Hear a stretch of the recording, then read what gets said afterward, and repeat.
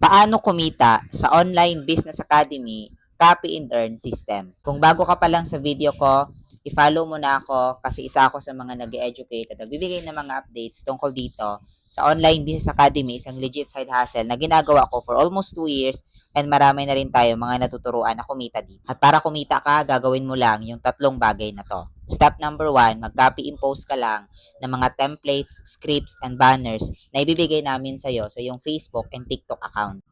Step number 2, mag-set ng appointment at mag-assist ng local and international clients. Number 3, mag-encode at kumita ka sa iyong online account ID. Ganun lang kadali, kaya kahit nga elementary or high school, kayang-kayang gawin to. Online business pala ito kasi commission-based yung kitaan natin dito. At kung tatanungin mo naman ako kung magkano yung average income ng isang new onliner dito sa OBA, depende yan sa sipag and effort na ibibigay mo. Pero may mga natuturuan kami dito na kumikita ng 20 or 50,000 pesos or more in their first month. If you want to qualify, comment how and yung location mo sa comment section natin at please i-follow mo ako para updated ka sa next videos natin.